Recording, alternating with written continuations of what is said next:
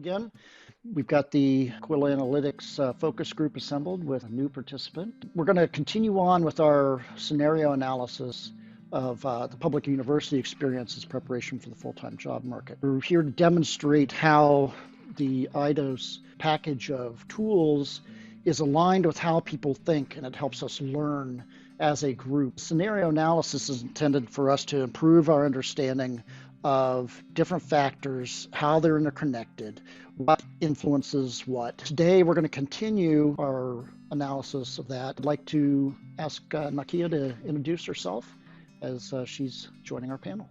Hi everyone, my name is Nakia. I graduated from the University of Texas at San Antonio with a degree in marketing and a minor in finance. I am currently the marketing coordinator here at Aquila. A couple of certifications I've had: Google AdWords, Search Certified, Stucant, Social Media Certified. I know a little bit about the industry itself, and I've been working with Aquila to get our name out there. Well, thanks, Nakia. Here is Eidos. If you're called this decision architecture, it's basically intended to produce a connected set of steps, but it also provides the links to the things that we're working on. This is where we ended up with last week. The whole goal was being prepared for the workplace, and we have different things that are connected there: time management, maybe job-specific skills, concepts, etc. What I'd like to do is go through some of these key steps that are related here. The point would be, why is this connected?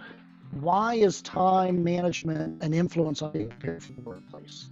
The adaptive learning, the team projects.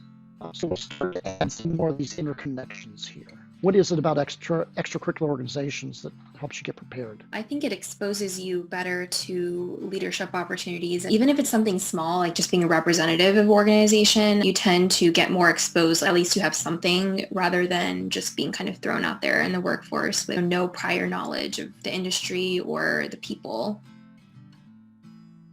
Have any of you been part of professional organizations? I was a part of Delta Sigma Pi, which is a professional business fraternity. We have resume workshops and professional events. We networked with other organizations. We had a visit to a different office. We had one with Valero, Rackspace, EY, different companies that were based in San Antonio, Whataburger. That was just really helpful for a lot of, the young professionals that are going into the marketplace to see what it's like to work at a corporation and to meet some of the recruiters there. So I found those really helpful. This extracurricular org itself, do you think there's a direct connection between that and the workplace? Does it connect through maybe professional organizations that give you tours to local companies and knowledge? Is it the leadership opportunities, peer leadership, social skills? I'm thinking that the extracurricular org itself doesn't prepare you in and of itself. It actually acts through, knowledge of the workplace, etc. Did you all pay out of pocket for college? To some degree. To some degree out of pocket? A couple loans and then grants too. Did anybody apply for scholarships? What was that process like? In high school, it was draining, but I think it pays off once you get a couple, even if they're just like small amounts. I think they add up. Mm-hmm. And anything helps in college. Part of that, in the real world, you may have to apply for budgets. How else do you find out about real workplaces? Internships. What are some of the things about internships that helped you? Excel skills or technical writings? What types of things did you do in your internships? Getting baby responsibilities that were big enough to kind of mimic in the real workplace. At my internship, I had control over the social media and the website and press releases and stuff, so that helped me a lot. In this job, do what I do now.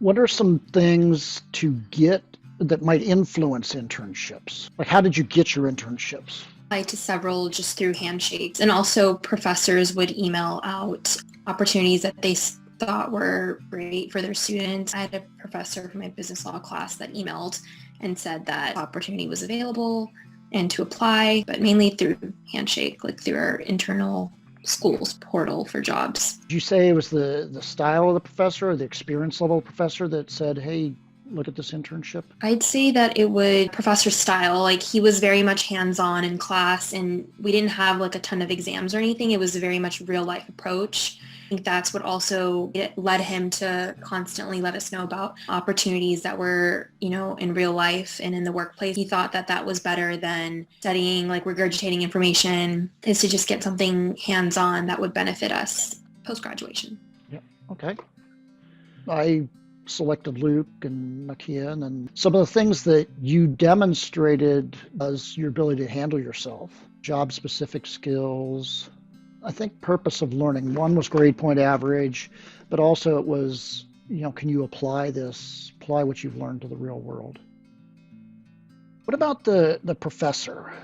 Experienced professor, looks like it impacts the expectations, the purpose of learning, that impacts their style. Say someone who's gone undergrad, grad degree, and then PhD immediately, versus someone who's been in the workforce and come back. Do you see that difference of experience connecting with you being prepared in the workplace? What is it that they do or don't do that helps you prepare? Do you see the experience level driving the type of assignments that they give you? Not really from my own experience. Your degree was math and chemistry with a minor in computer science. These are more of the pure skills, pure sciences, rather than, say, marketing is very much focused on the workplace. So I can see that. Any of your professors involved in extracurricular organizations? Some of my professors were in APICS. Supply Chain Management Association. Do exams help you prepare for the workplace? No, not really. There were some other instructors that they do tend to do a lot of exams. And I don't know if we discussed the Bloom's taxonomy of learning. As a person develops, first is memorization, understanding, and there's some application, and then there's evaluation, and then there's generating new knowledge. I think what you're saying is that this connection is actually no connection. I think it's just the foundation. Well, now let's see how this plays out.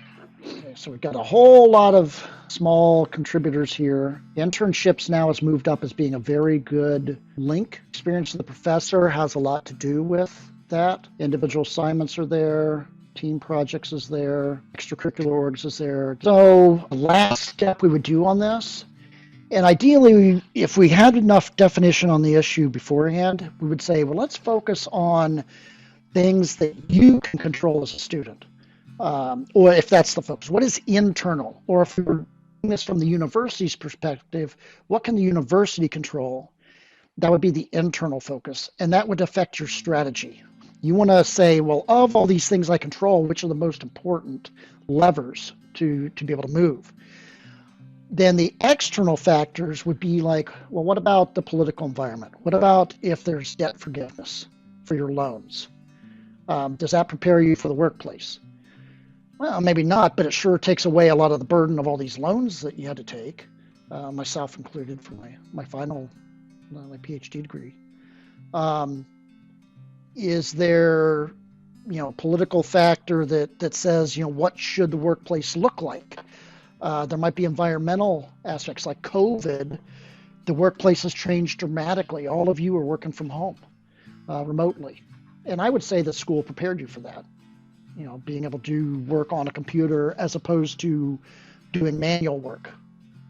So those would be the external factors that if you can't control them, you would look at those as scenarios of the future. So let's say this post-COVID world, let's say the post-COVID world lasts for another 5 or 10 years and we don't go back to a workplace very much. That would be the scenario. Another option would be, no, we go back to the way things were a year before. Or another one might be, maybe there's a backlash and people don't want to work from home at all, and they really want human contact. So in that scenario with those options of we stay remote, we maybe have a mixture of remote in the old way, and we don't do any remote. Those three scenarios, that might change the way we'd approach things in the university environment. Maybe we do more, we don't focus as much on social skills if we're all being remote. Or maybe we focus more on social skills because you miss the nonverbal communications. So of this, the high cost is definitely an external thing.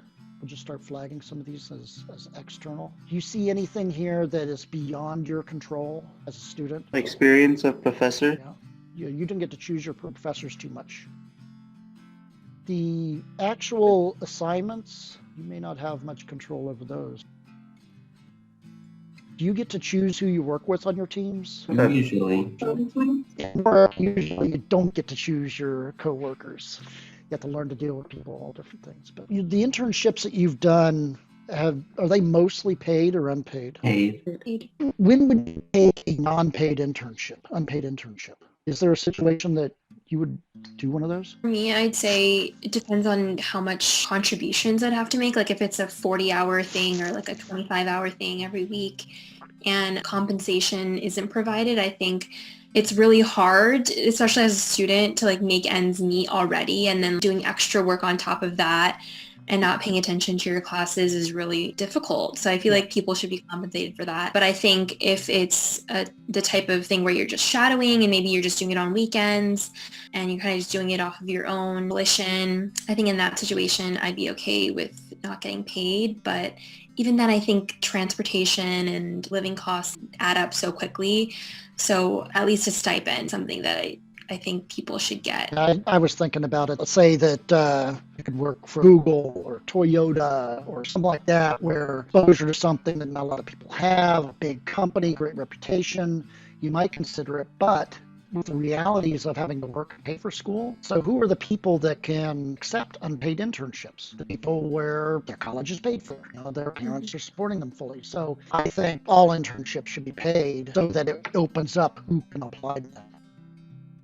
I'm going to go back to the visualization to see where those colored things fell out. One of them is here, applying for financial aid.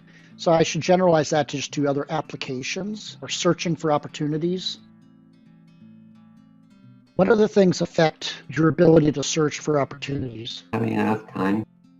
You have to apply for leadership opportunities and extracurriculars. I mean, most of the time it's by, I guess, voting. I think we've got a good look here of things to talk about for our next steps with option development. All right? Well, thank you, everybody.